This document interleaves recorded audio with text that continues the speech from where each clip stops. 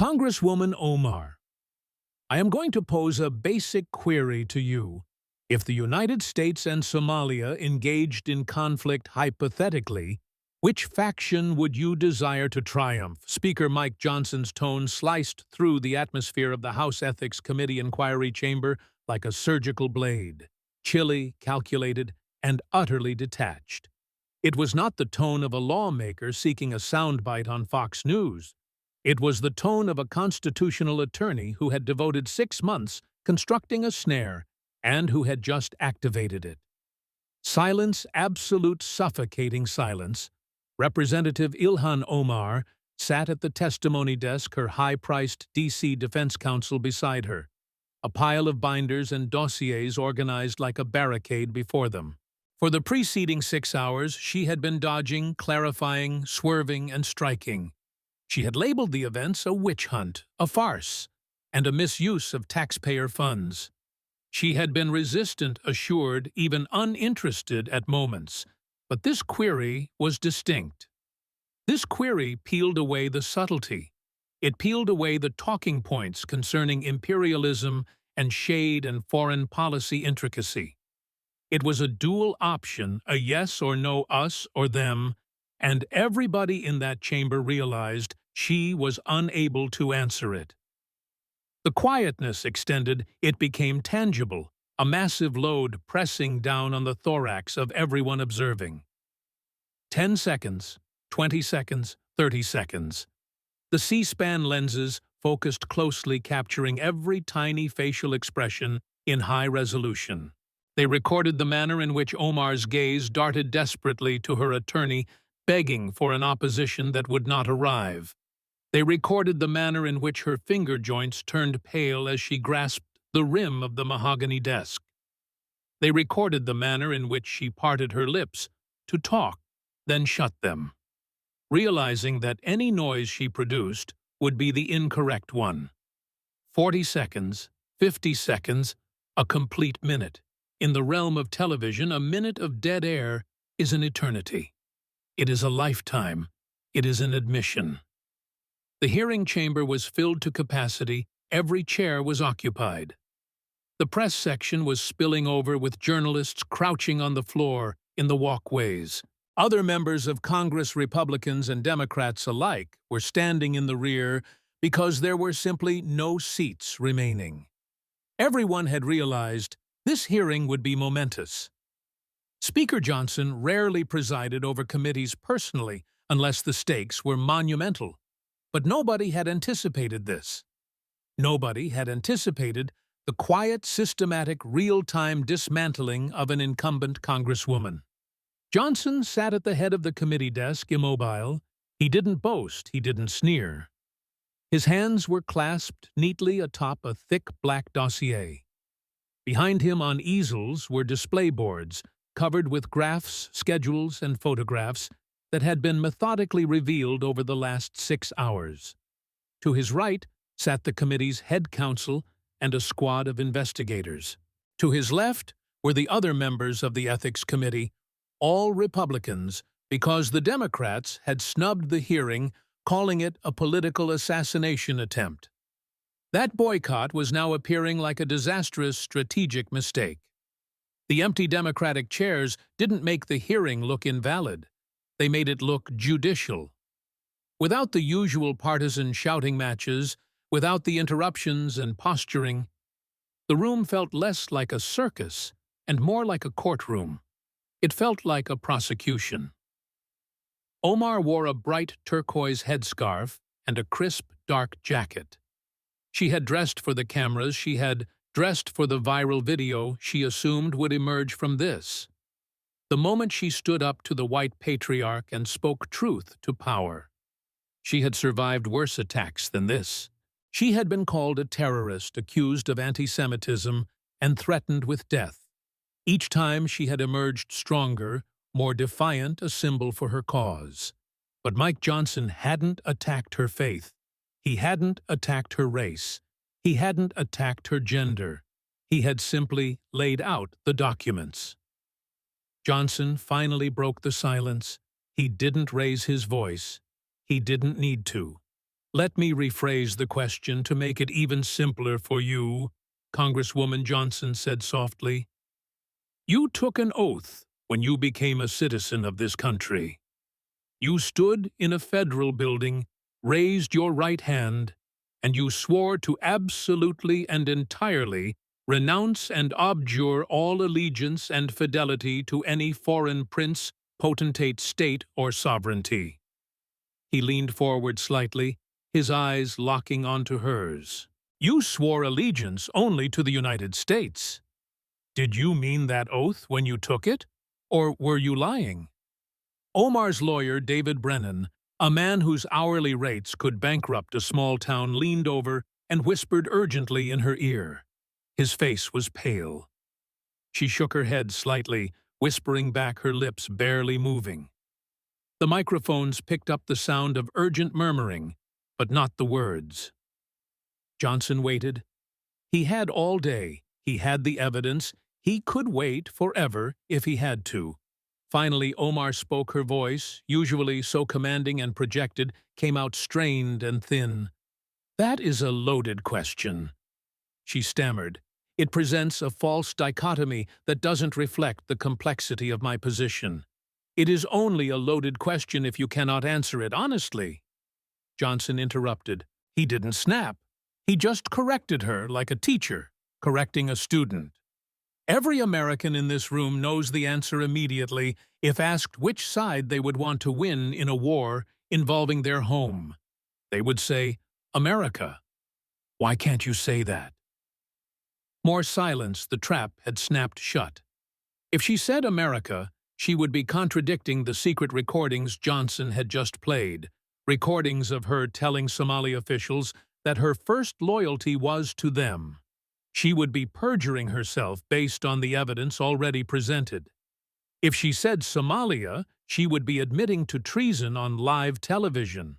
She would be admitting that she lied during her naturalization ceremony, stripping her of her citizenship and her seat in Congress. So she said nothing, and the silence screamed the answer for her. The fact that you cannot answer, Johnson said, tells us everything we need to know. You can't say America, because everyone in this room has just seen 6 hours of evidence showing you have been working for Somalia's interests. We have seen the bank records. We have heard the tapes. We have seen the votes. But you can't say Somalia either. Johnson continued, because that would be admitting you lied in your citizenship oath. It would be admitting that you are serving in this body under false pretenses. He paused, letting the weight of the moment settle on her shoulders. So you say nothing, Johnson concluded, which is itself an answer. Omar stood up suddenly, her chair scraping violently against the floor. Her composure cracked. This is a witch hunt, she shouted, her voice shaking with genuine rage and panic. This is Islamophobia, disguised as oversight. You are persecuting me because I am a black Muslim woman who dares to speak truth to power. You are trying to silence me. Johnson's expression didn't change. He didn't blink. Sit down, Congresswoman. I will not sit down, she yelled. I represent. This has nothing to do with your religion, Johnson said, his voice cutting through her, shouting with icy precision. And it has nothing to do with your race. This has to do with your actions. This has to do with documented evidence of foreign agent activity. This has to do with money you received from foreign government sources. This has to do with phone calls where you coordinated with foreign officials to undermine U.S. policy. Sit down, Johnson repeated. She sat, because she had no choice. She sat because the sergeant-at-arms had taken a step forward from the door. She sat because her lawyer was pulling on her sleeve with desperate force. Johnson picked up a single document from his binder. Let me show everyone what we found, Johnson said. This is a phone transcript, an essay intercept, March of this year. You are talking to Somalia's foreign minister. He held the paper up and you say, and I am reading your exact words, I will always prioritize Somalia's interests. That is my first loyalty. America is just where I work." He looked up at her. "Let that quote hang in the air," Johnson said. "America is just where I work. Not your country. Not your home. Not the nation. You swore an oath to defend just where you work, like a job." Johnson said with disgust, "Like you are a foreign agent who just happens to have a congressional office and a security clearance." The room erupted. To understand how we arrived at this moment, how the third-ranking Muslim in Congress ended up in a House hearing room, unable to say she would want America to win a war, you have to rewind the clock. You have to go back 8 hours to a time when Ilhan Omar walked into the Longworth House office building thinking she was untouchable. It was 8:15 in the morning, 8 hours before the silence. Representative Omar sat in her office suite surrounded by the trappings of her power. The walls were lined with framed magazine covers and photos of her speaking to adoring crowds. She was relaxed, scrolling through Twitter on her phone, sipping coffee. Across from her sat David Brennan, her high-priced attorney, and Marcus Osman, her chief of staff. "They have nothing," Omar said, chuckling as she read a tweet from a supporter. "Look at this. My base is already mobilized. They are calling it a racist show trial. The hashtags are trending. We are going to raise $1 million off this hearing by noon." She looked up at Brennan. "Mike Johnson has been investigating me for 6 months. If they had anything real, it would have leaked by now. This is just red meat for the MAGA base. It is theater." Brennan nodded, flipping through a folder of anticipated questions. "The subpoena is broad. Surefire compliance communications with foreign officials, campaign finance. It is a standard fishing expedition. We stonewall on anything sensitive. We invoke privileges where applicable. The Democrats are boycotting, which plays into our hands. It delegitimizes the whole thing without a quorum for formal action. They can't do much but talk." Marcus Osman was flipping through a stack of pre-written press releases. "The media strategy is set," he said confidently. "The second they go after you on Somalia, we frame it as attacking your advocacy for refugees. If they bring up money, we say all contributions were FEC compliant. If they question your foreign policy, we pivot to the First Amendment and your right to criticize U.S. imperialism. We make this about free speech and identity." Omar nodded, feeling the familiar surge of adrenaline.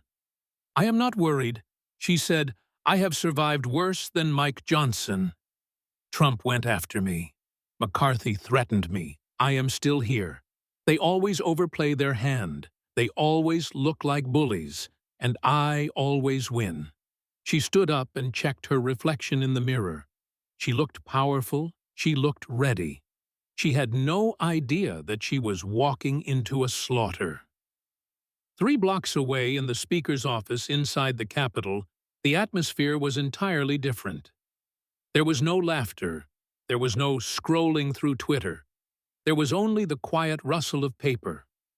Mike Johnson sat at his desk, surrounded by binders. He wasn't acting like a politician preparing for a debate.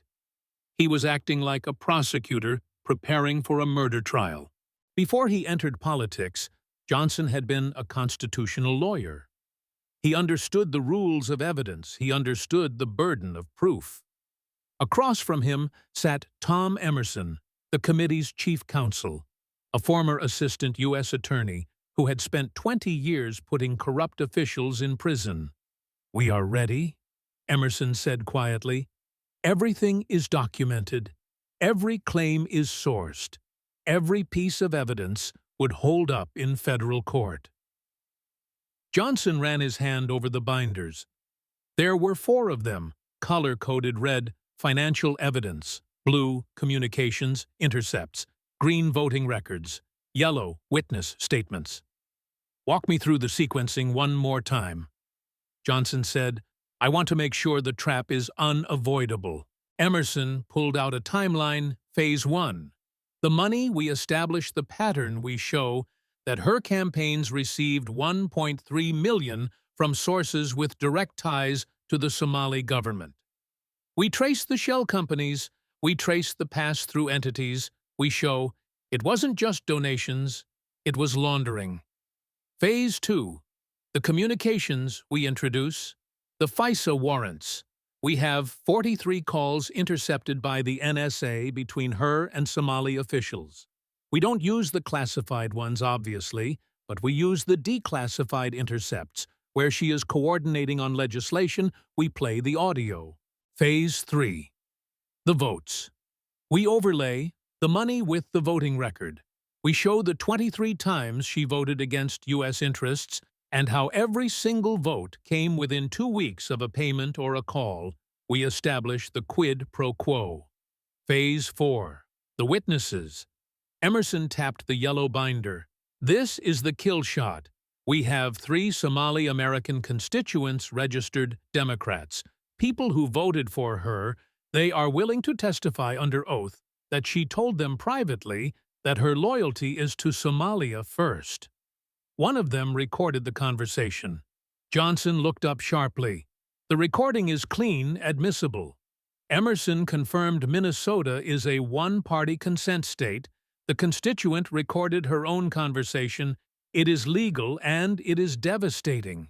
You hear her voice saying, "You will always be Somali in your heart. That is where your loyalty should be."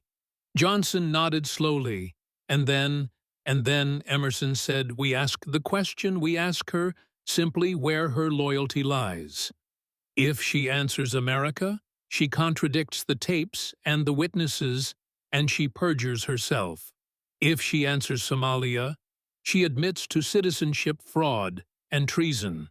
If she refuses to answer." "If she refuses to answer," Johnson finished. That is the headline. He closed the briefing book. He felt a heavy responsibility. He wasn't just trying to win a news cycle. He was about to dismantle a colleague. Tone is everything. Johnson said, standing up. "I am not attacking her personally. I am not questioning her faith. I am not questioning her background. I am presenting evidence of specific actions that violate federal law." Clinical Emerson agreed, professional prosecutorial. "Let the facts speak," Johnson said. At 9:30 in the morning, Ilhan Omar walked out of her office. She was flanked by the squad AOC Rashida Ayanna Presley. They walked in a phalanx, cameras flashing, projecting solidarity and strength. Omar stopped at a microphone bank in the hallway. "This hearing is a disgrace," she declared to the press, her voice ringing out. "It is a desperate attempt to silence a voice of dissent. But I will not be silenced. I will not be intimidated." She looked strong. She looked defiant. Mike Johnson entered the hearing room through a side door alone. He carried only his black binder. He didn't stop for the cameras. He didn't give a quote. He sat down at the head of the table and checked his watch at exactly 10 o'clock. He banged the gavel. "The House Committee on Ethics will come to order." Johnson said, his voice was calm. "We are here today to investigate potential violations of the Foreign Agents Registration Act and related federal laws by Representative Ilhan Omar." Omar sat across from him, smirking slightly. She thought she was ready for a fight. She didn't know she was already in checkmate. Speaker Mike Johnson tapped the gavel against the wooden block. It was a singular, sharp sound that cut through the murmurs in the hearing room. Congresswoman Omar Johnson said, his voice devoid of theatricality, "You have been subpoenaed to testify before this committee. You have the right to counsel, which I see you have exercised.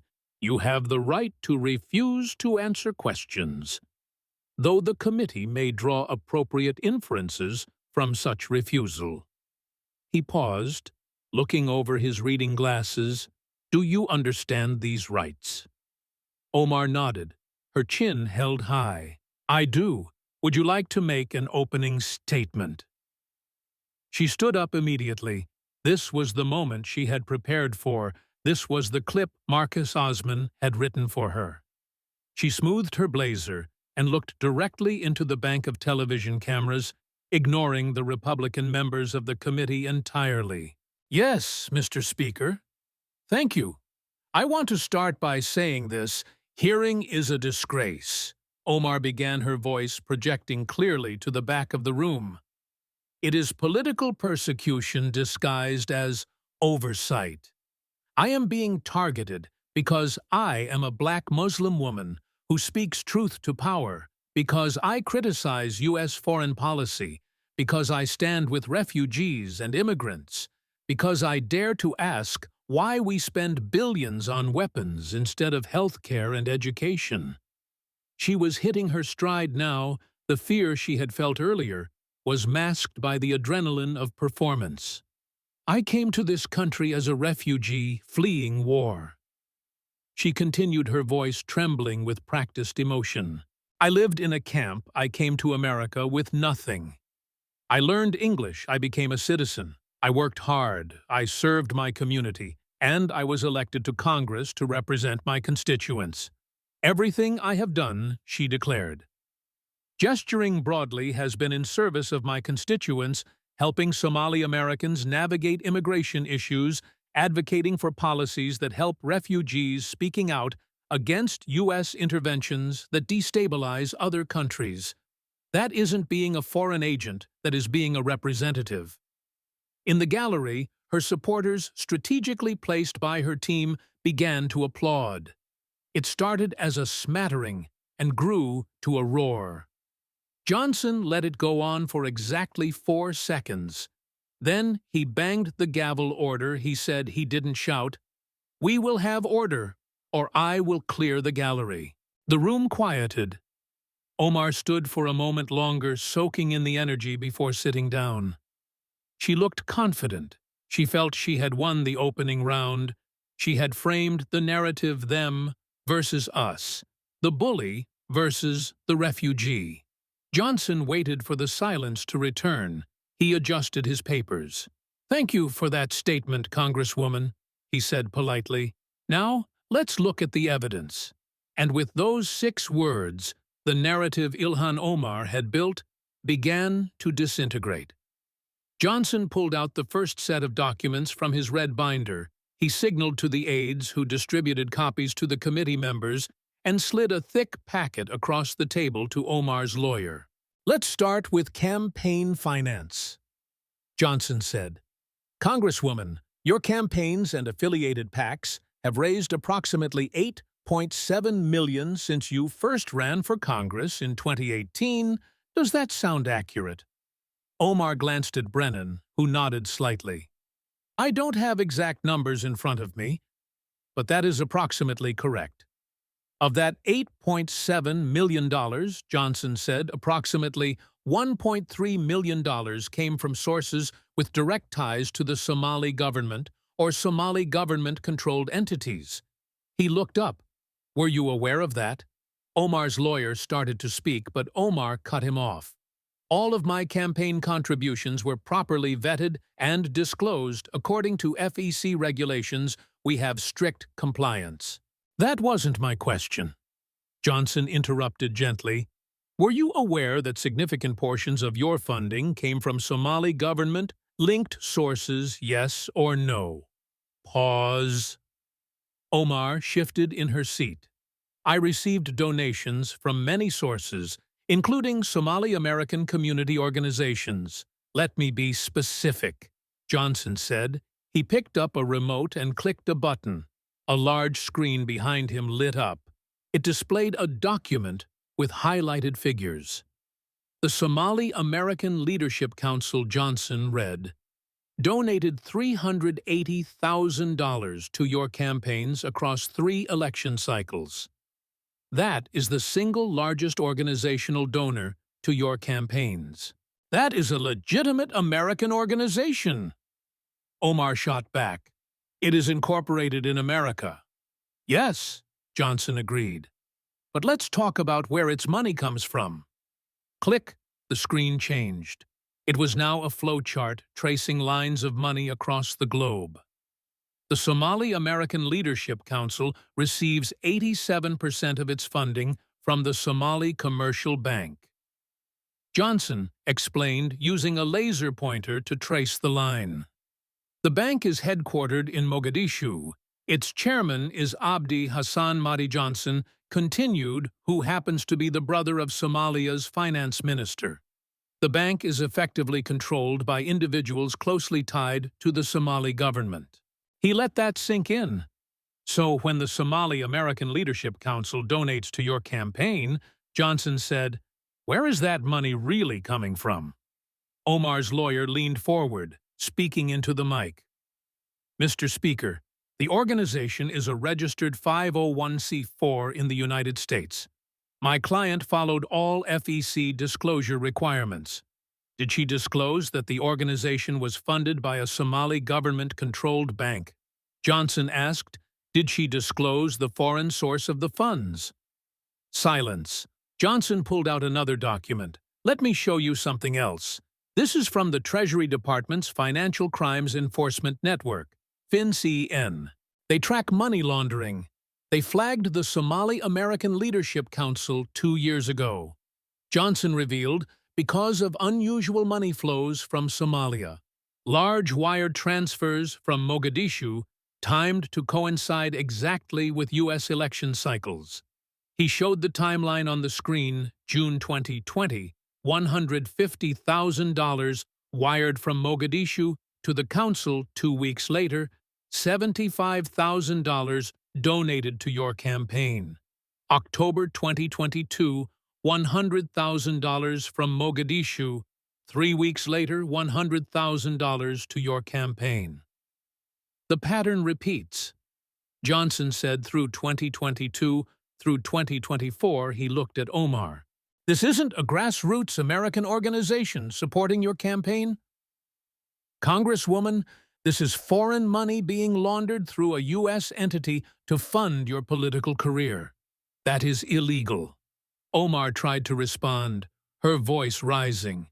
"I had no knowledge of the internal funding sources of that organization. I cannot vet every donor's bank records." "You met with Abdi Hassan Mahdi 6 times. Johnson countered, holding up a photo of the two of them shaking hands. "He hosted a fundraiser for you in Minneapolis. Witnesses heard him introduce you as our voice in Congress and the representative for all Somalis here and in the homeland."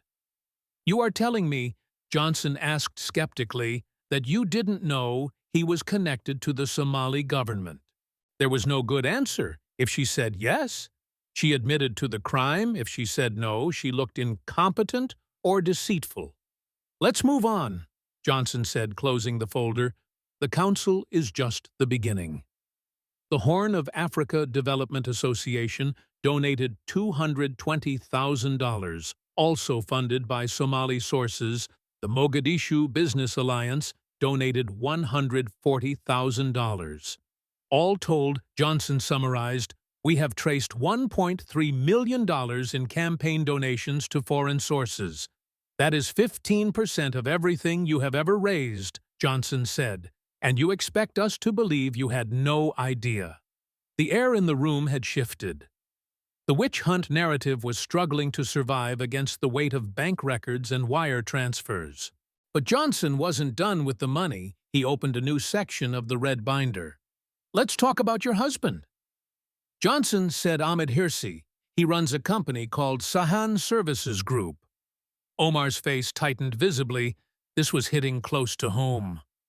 "According to your financial disclosures," Johnson read, "that company has received $280,000 in consulting fees from various Somali businesses over the past 4 years.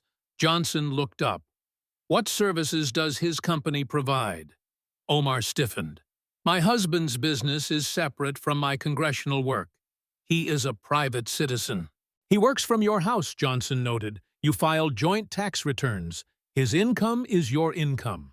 So I will ask again, what did his company do to earn $280,000 from businesses in Somalia?" Omar's lawyer whispered to her again. She shook her head slightly, lips pressed into a thin line. Johnson didn't wait. "Let me tell you what our investigators found," he said. "Sahan Services Group has no website," Johnson listed. "No LinkedIn profile, no other clients we can identify besides these Somali businesses.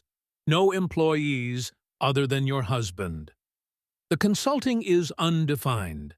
Johnson said, "No work product, no deliverables, no contracts specifying services."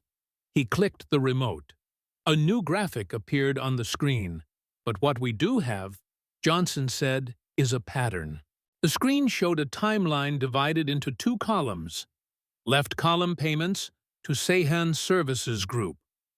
Right column, Ilhan Omar's votes on Somalia-related bills. Every payment to his company, Johnson said, slowly came within 2 weeks of you voting on Somalia-related legislation, every single payment. He walked the committee through the chart payment, March 15, 2022, $35,000 vote. March 28, 2022, you voted against sanctions on Somali officials. Payment, June 3, 2022, $40,000 vote. June 14, 2022, you voted against placing conditions on U.S. aid to Somalia.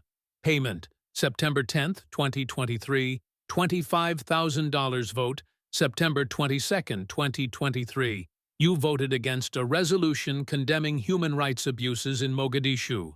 Johnson turned back to Omar. 8 payments. He said, 8 votes. Perfect timing. This isn't consulting income. Congresswoman Johnson said, his voice hardening. These are payments for your votes. This is corruption. The room erupted. Gasps echoed from the press gallery. Someone shouted, "Bribery!" Johnson banged the gavel hard. "We will have order." Omar stood up, her hands trembling with rage. "This is outrageous. Speculation based on coincidence. You are attacking my family because you cannot attack my record." "Sit down," Congresswoman Johnson ordered. 8 times is not a coincidence. Johnson said, his voice rising over the commotion.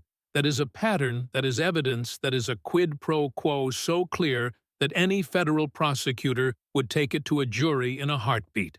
He stared at her until she slowly lowered herself back into the chair. She looked trapped. The defiance was gone, replaced by the cornered look of someone who realizes the walls are closing in. Johnson closed the red binder. He moved it to the side of the table. Then he reached for the blue binder. "We have talked about the money," Johnson said, his voice returning to that terrifyingly calm, clinical tone.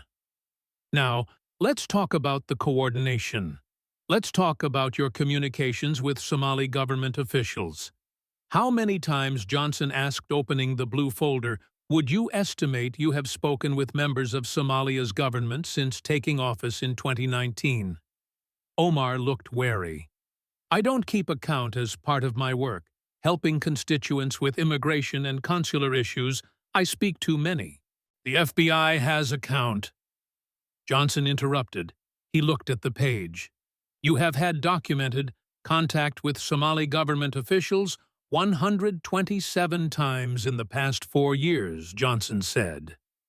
Phone calls, in-person meetings, encrypted messages 127 times, Johnson repeated. That is more contact than most State Department officials working on Somalia policy have with that government. He paused now. Most of those communications are probably routine. Johnson allowed helping a constituent with a visa issue following up on a passport problem that is normal congressional work. But 43 of those communications were different. He pulled out a transcript marked Top Secret, No Foreign with the classification lines redacted. 43 times. Johnson said you discussed U.S. policy towards Somalia. You discussed pending congressional votes. You discussed Amman information from classified briefings, and you discussed strategic matters. And Johnson added, looking straight at her, We have the transcripts. The room was still reeling from the audio recording of Ilhan Omar sharing classified information with a foreign ambassador when Mike Johnson signaled the bailiff. "We have heard the documents," Johnson said, his voice cutting through the tension. "We have seen the bank records. We have heard the intercepts. But now, I want to hear from the people." He looked toward the side door. "I call Amina Hassan to the witness table." The door opened, and a woman in her early 40s entered. She wore a simple gray hijab and a modest dress. She clutched a handbag tightly with both hands, her knuckles pale. She didn't look like a political operative. She looked like a neighbor. She looked like a mom. She took her seat at the witness table a few feet away from where Omar sat. Omar stared at her, eyes narrowed, trying to place the face. Ms. Hassan, Johnson said gently, "Thank you for being here. I know this is difficult. Please, for the record, tell the committee about yourself." Mina leaned into the microphone. Her voice was quiet, accented but clear.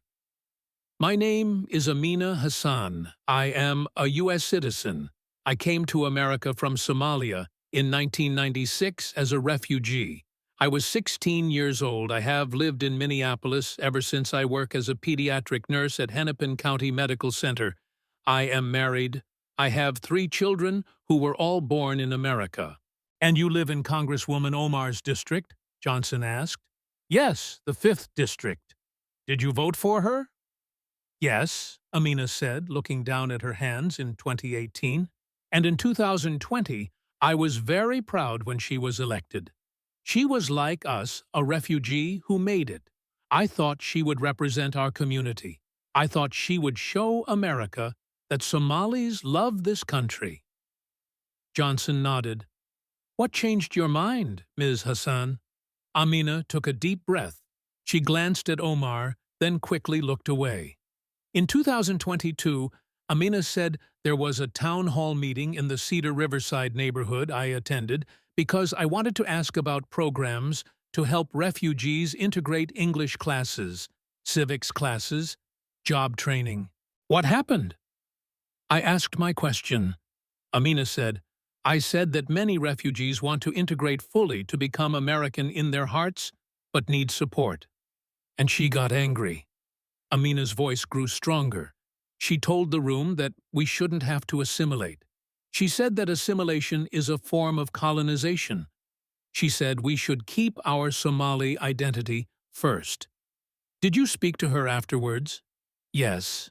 Amina said, "I approached her privately. I told her that I didn't come to America to stay Somali. I came to become American. I told her I love this country for saving my life." "And what did she say?" Amina paused. She looked at the congresswoman. "She looked at me like I was a traitor," Amina whispered. She leaned in close. She said, "You can be American on paper, Amina, but you will always be Somali in your heart.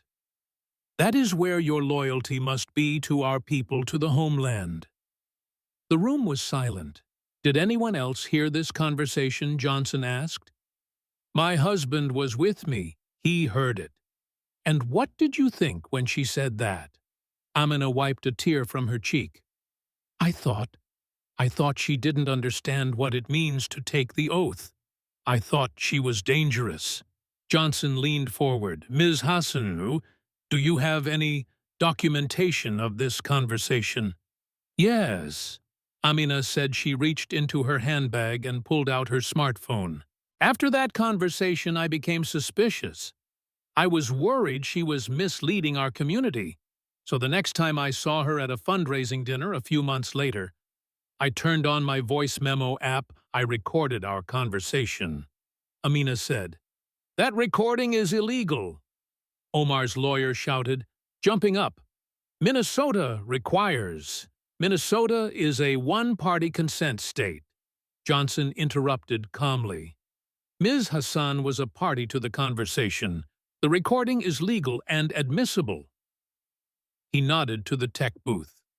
"Please, play the file labeled Hassan Exhibit A." The audio crackled over the speakers. The background noise of clinking silverware and murmuring voices faded as Ilhan Omar's voice cut through unmistakable and sharp. You have to understand, Amina, we are Somali first. That doesn't change just because we have American passports. Our loyalty, our identity, our purpose. That is all tied to Somalia. America is just where we live. Now it is a place to work. But Somalia is who we are. The recording ended. The silence that followed was different from the earlier silences. It wasn't shocked, it was finalized. The out-of-context defense was dead. The constituent service defense was dead. Johnson looked at the witness. Ms. Hassan, he asked, based on your interactions with her, do you believe Representative Omar's first loyalty is to the United States or to Somalia? Amina didn't hesitate to Somalia, she said without question. Johnson dismissed the witness. Two more Somali-American witnesses followed a business owner who was told he wasn't Somali enough because he flew an American flag at his shop. A student who was scolded for wanting to join the U.S. military. The pattern was absolute. Johnson turned back to Omar. She was no longer looking at the cameras, she was staring at the table. Her hands clenched in her lap. The defense of Islamophobia does not work here, Congresswoman Johnson said quietly. These are your constituents, your neighbors, people who share your faith and your background, and they are telling us under oath that you demanded they be loyal to a foreign nation. Mike Johnson closed the yellow binder. He stacked it neatly on top of the others. The red binder money, the blue binder calls the green binder votes, and now the witnesses. He folded his hands and looked at Ilhan Omar. Congresswoman, he said, let's talk about your citizenship. Omar's head snapped up. This was the nuclear option. You became a naturalized U.S. citizen in 2000, Johnson recounted. Do you remember the ceremony? Of course, she said, her voice raspy. Do you remember the oath you took? I took the standard oath. Let me read it to you, Johnson said, just to make sure we all understand exactly what you swore before God. And the federal government. He picked up a piece of parchment paper. He read slowly, enunciating every syllable. I hereby declare on oath that I absolutely and entirely renounce and abjure all allegiance and fidelity to any foreign prince, potentate, state, or sovereignty of whom or which I have heretofore been a subject or citizen. He looked up. Absolutely and entirely renounce. Johnson repeated, You swore to give up all allegiance to Somalia. Did you mean that? Of course I meant it, she snapped. Then why, Johnson asked, pointing to the blue binder. Did you tell the Somali foreign minister that your first loyalty is to Somalia? Why, he pointed to the witness table. Did you tell Amina Hassan that Somalia is who we are? Why, he pointed to the screen. Did you vote for Somalia's interests over America's interests 23 times in a row? Those statements are the exact opposite of the oath you took, Johnson said. He looked back at the parchment. The oath continues. I will support and defend the Constitution and laws of the United States of America against all enemies, foreign and domestic. That I will bear true faith and allegiance to the same. True faith and allegiance. Johnson said you shared classified U.S. military intelligence with a foreign government. Johnson reminded her, you warned them about our drone operations. You told them to prepare. That is not true faith and allegiance. Johnson said that is betrayal. He read the final line of the oath. I take this obligation freely, without any mental reservation or purpose of evasion. Johnson leaned forward, his voice dropping to a whisper that carried to every corner of the room without any mental reservation. Did you take that oath freely, Congresswoman? Or did you have a mental reservation? Did you think to yourself, I will say these words to get the passport, but I don't really mean them." Omar's lawyer objected, shouting something about speculation, but Johnson bulldozed right over him. "Because based on the evidence we have seen today," Johnson said, "based on the money, the phone calls, the coordination, the votes, and your own voice on tape, it appears you never actually renounced your allegiance to Somalia. You took the oath. Johnson said you got the citizenship, you ran for Congress, and you have been serving the Somali government the entire time. That is citizenship fraud." Congresswoman Johnson declared, "That is grounds for revoking your citizenship. That is grounds for denaturalization. That is grounds for deportation." And he added, "It is grounds for removing you from the House of Representatives." Omar looked terrified. For the first time, she wasn't thinking about her next tweet. She was thinking about prison. She was thinking about losing her country. Johnson picked up a final sheet of paper based on the findings of this committee. He announced formally, "We are making the following immediate referrals. First, to the Department of Justice for prosecution under the Foreign Agents Registration Act campaign, finance laws, and the Espionage Act regarding the mishandling of classified information. Second, to the Office of the Director of National Intelligence for the immediate and permanent revocation of your security clearance. Third, to U.S. Citizenship and Immigration Services. USCIS. To open an investigation into potential fraud in your naturalization application. Fourth, to the House of Representatives for a vote on expulsion under Article 1, Section 5 of the Constitution." Each referral hit like a hammer blow. Representative Omar Johnson said, looking her in the eye, "You are hereby suspended from all committee assignments pending the outcome of these investigations. Your security clearance is revoked, effective immediately. You are prohibited from entering the skiff. And this committee recommends that the full House vote on your expulsion within 30 days. Omar found her voice. It was thin, shaking, barely audible. "You can't do this." "I just did," Johnson said. He closed the binder. The sound echoed in the silent room. "And now," Johnson said, "we return to where we started, the simple question. You have sat here for 7 hours." Johnson said, "You have seen the money. You have heard the tapes. You have heard the witnesses. So I will ask you one last time, if the United States and Somalia went to war hypothetically, which side would you want to win?" The room held its breath. It wasn't a trick anymore. It was the final test. Omar looked at the camera. She looked at Johnson. She looked at her lawyer. She opened her mouth and closed it. She couldn't say, "America." The evidence proved it was a lie. She couldn't say, "Somalia." It was a confession of treason. So she sat in silence, and in that silence, Ilhan Omar's career ended. "The witness refuses to answer," Johnson noted for the record. "This hearing is adjourned." He banged the gavel as he walked out, leaving her sitting alone at the table. The cameras kept rolling. They captured a woman who had come to America with nothing, achieved everything, and thrown it all away, because she couldn't decide which country was home.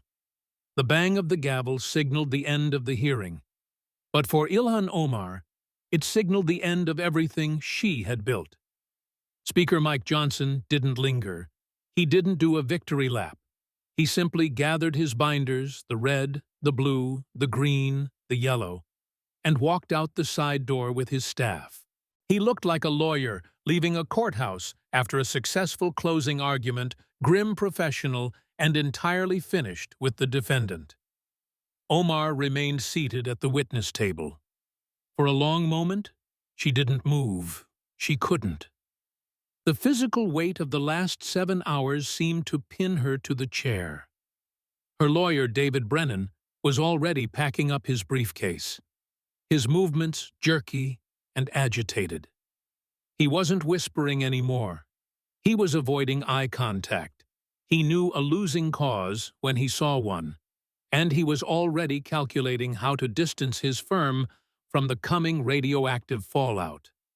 In the gallery, the supporters who had cheered so loudly at the beginning were now quiet. They had come expecting a protest. They had witnessed an autopsy. They had heard the recordings. They had seen the bank transfers. It is hard to chant slogans when you have just heard your hero tell a foreign official that America is just a workspace. Omar finally stood up.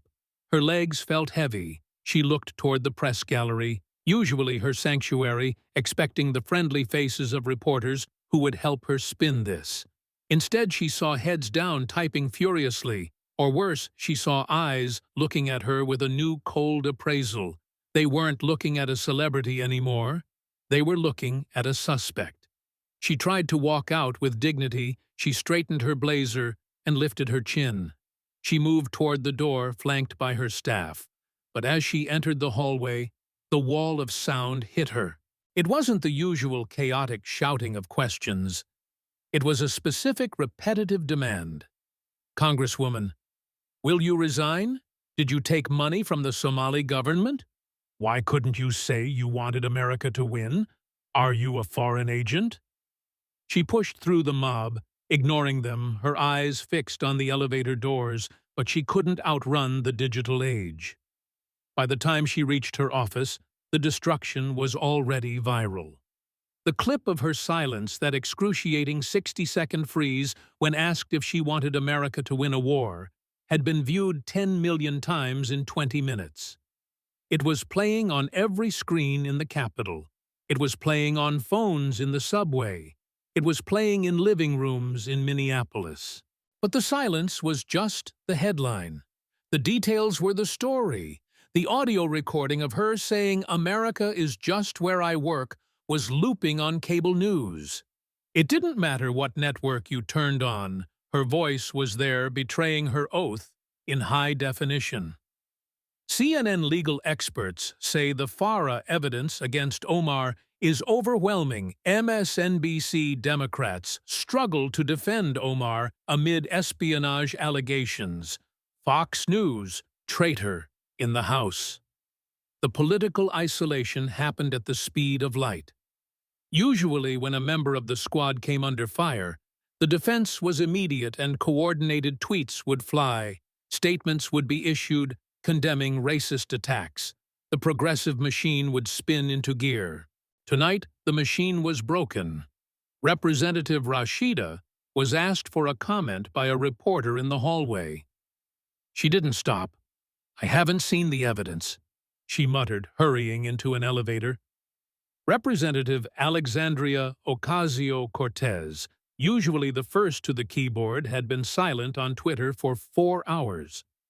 The Democratic leadership didn't just step back, they vanished. Hakeem Jeffries issued a statement at 6 p.m.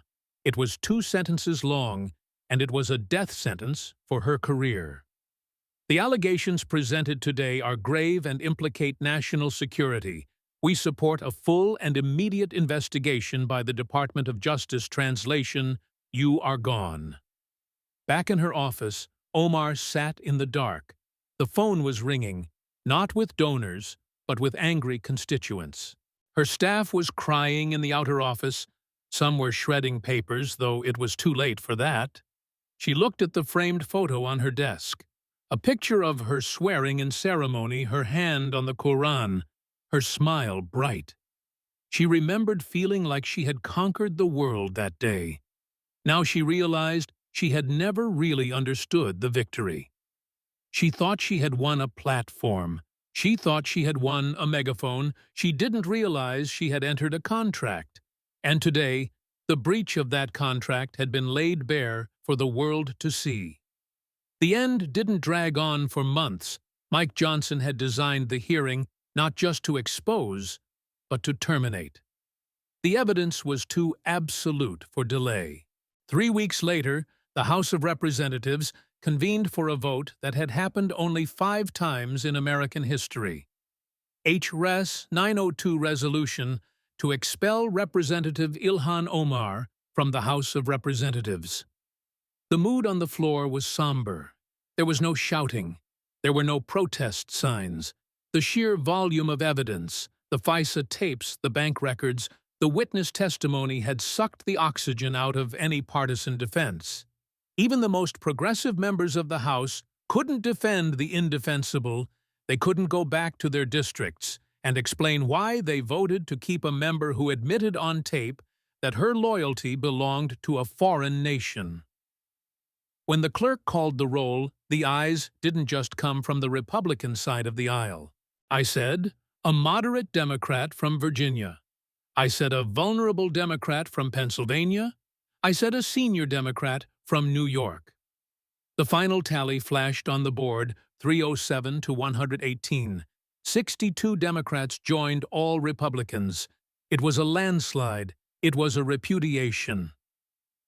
Ilhan Omar stood in the well of the House for the last time. She tried to give a defiant speech, shouting about how history would vindicate her, but nobody was listening. The chamber was already emptying. The sergeant-at-arms waited respectfully but firmly at the edge of the floor to collect her member pin. She was stripped of her title, she was stripped of her office, she was stripped of her power, but the expulsion was just the beginning of her nightmare. 2 days later, the Department of Justice unsealed a federal indictment, United States of America versus Ilhan Omar. Count 1 to 3 violation of the Foreign Agents Registration Act.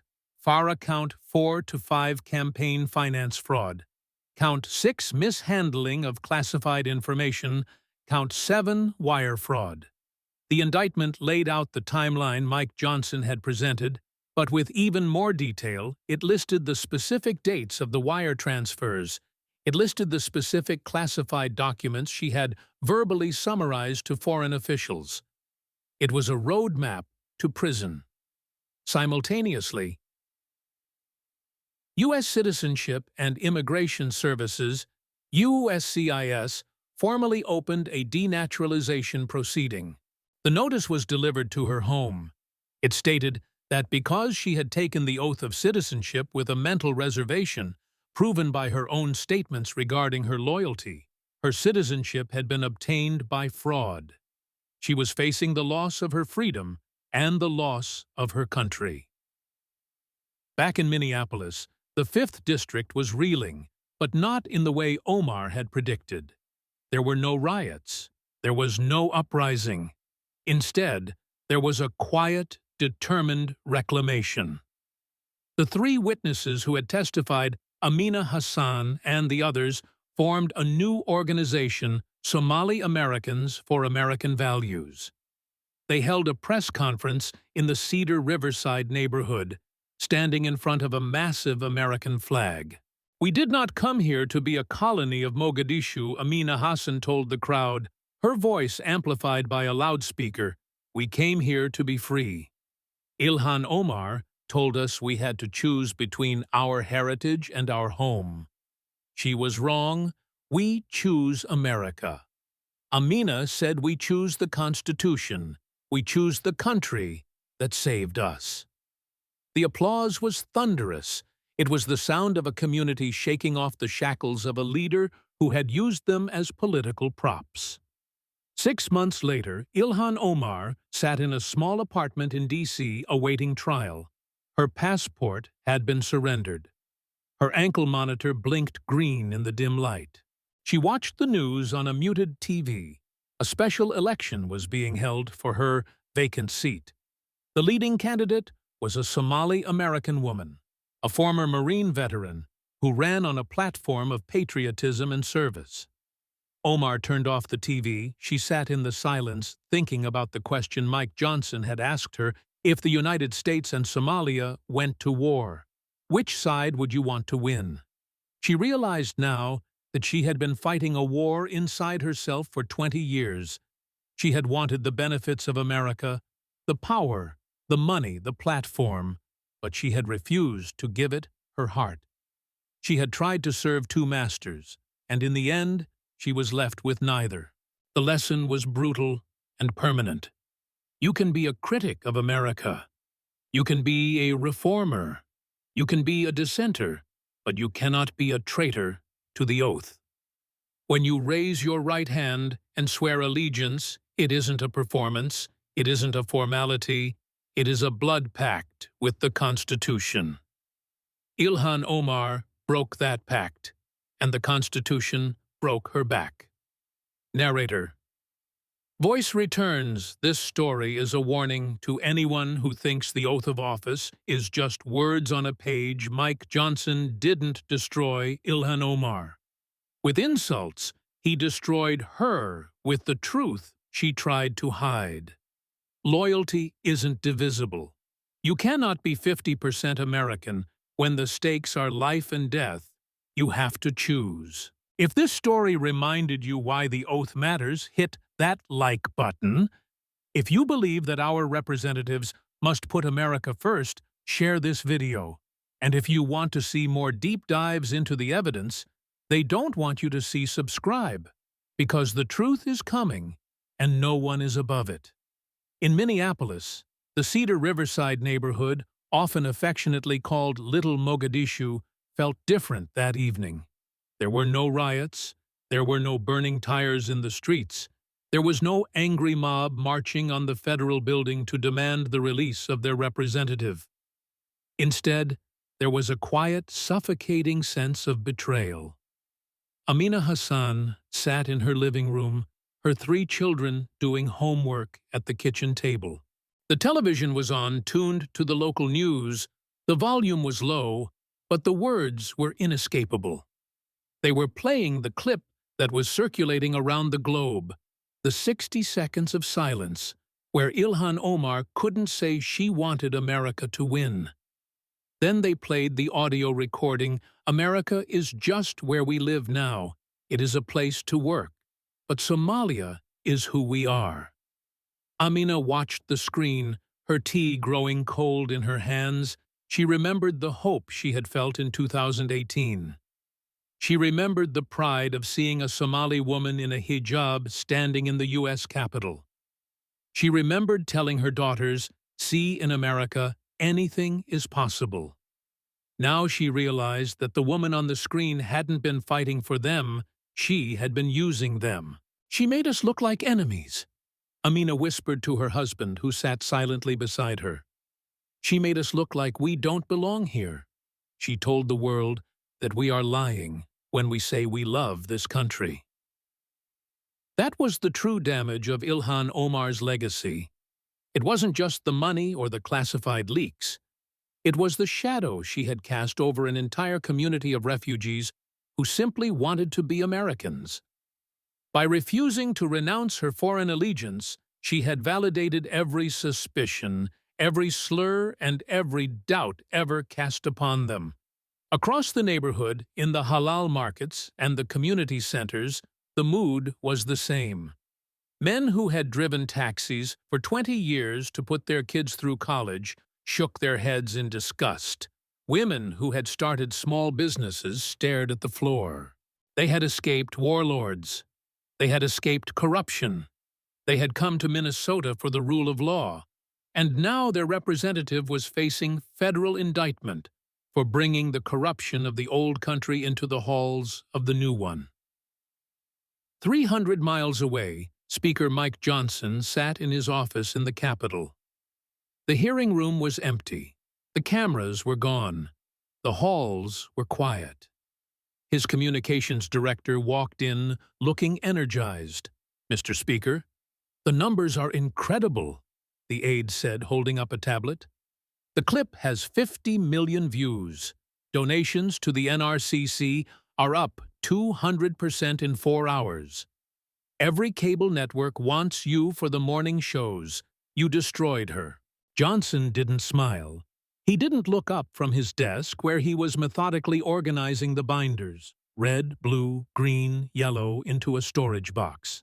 "We didn't destroy her," Johnson said quietly. "She destroyed herself. All we did was turn on the lights." "But, sir," the aide pressed, "this is a massive political win.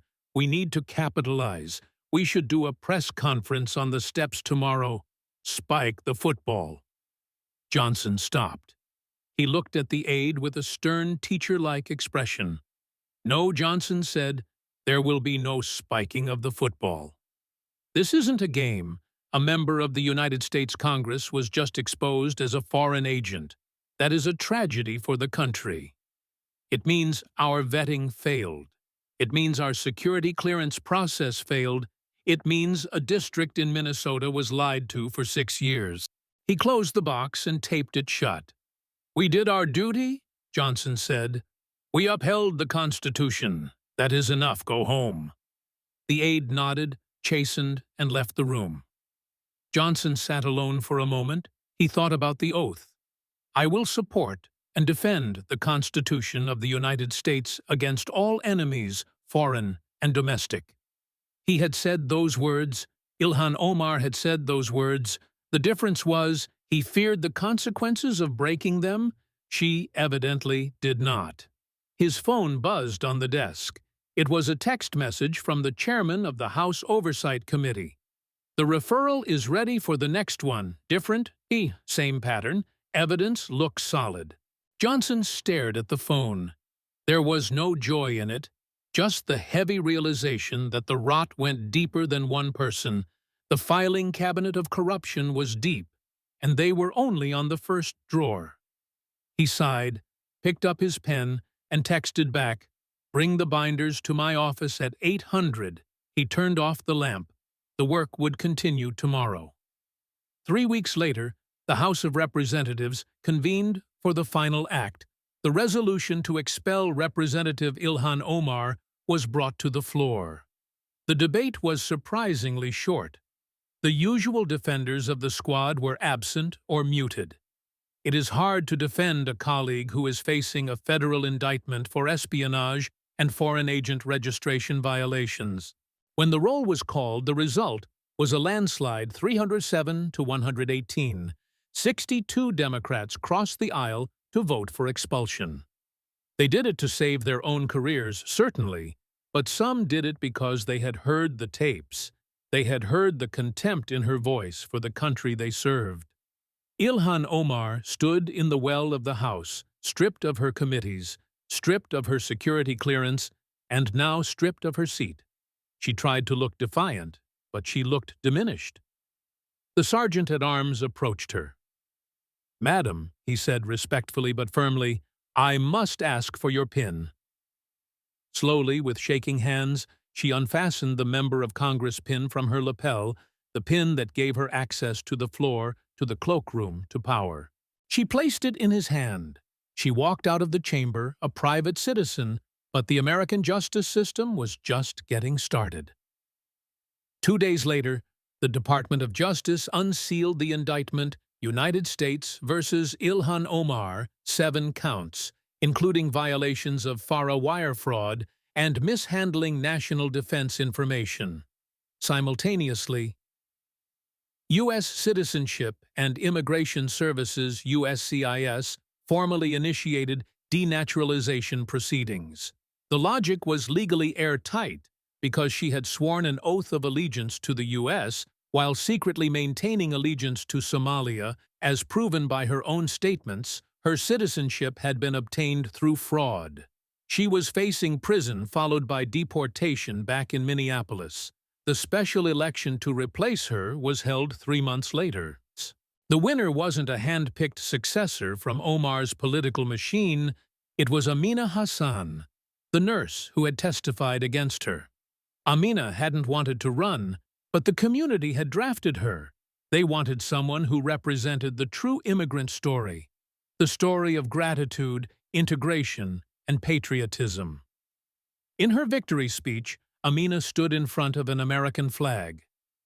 "We are not here to change America," Amina told the cheering crowd.